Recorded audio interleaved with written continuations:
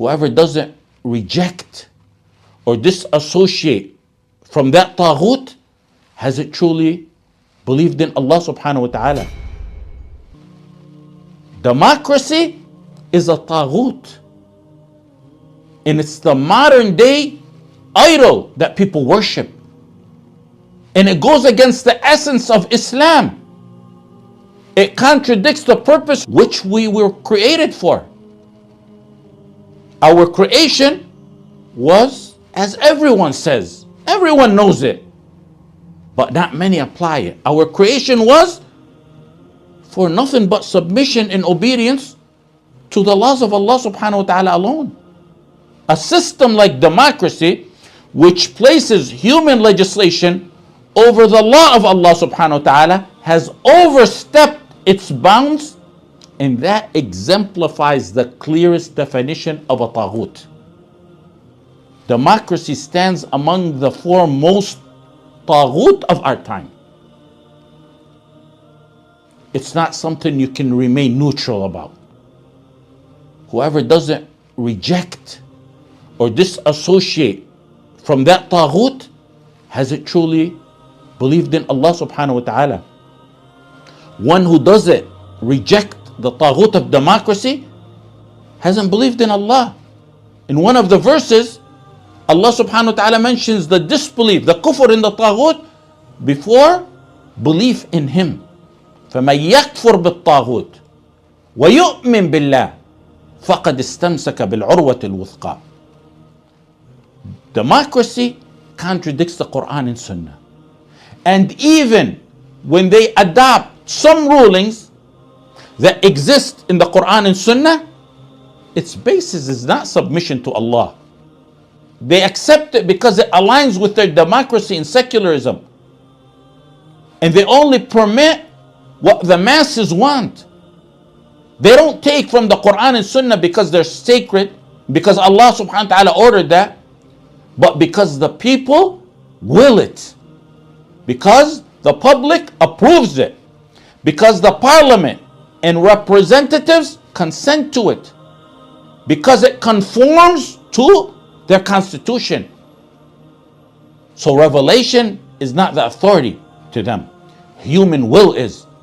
What greater insult could there be than to submit the laws of Allah subhanahu wa ta'ala, the creator, to the deliberation or vote or approval of creation?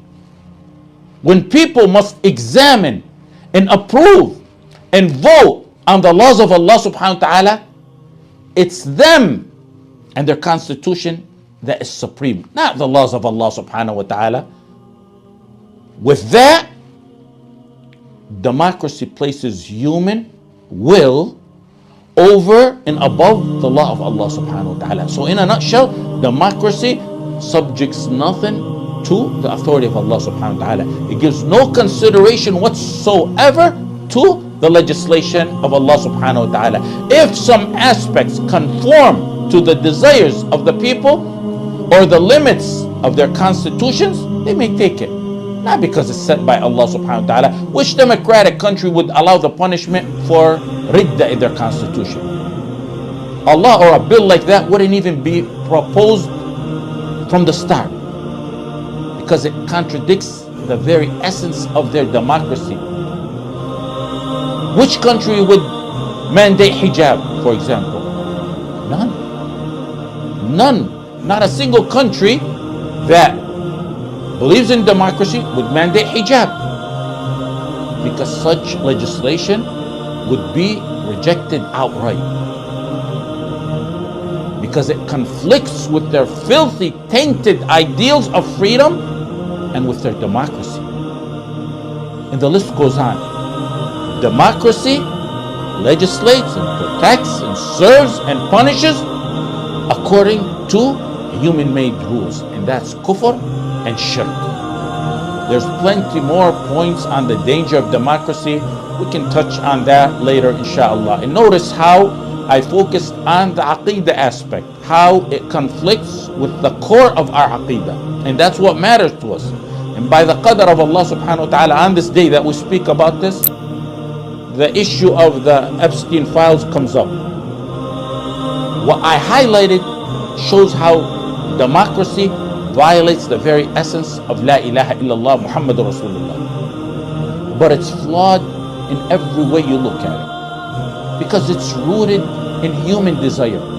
It's not rooted in the guidance of Allah subhanahu wa ta'ala. When it's rooted in human desire, what they condemn as immoral today may be legalized tomorrow. What they praise in one era may be denounced in the next. What's legal today may become illegal tomorrow, and the opposite, because it's man-made.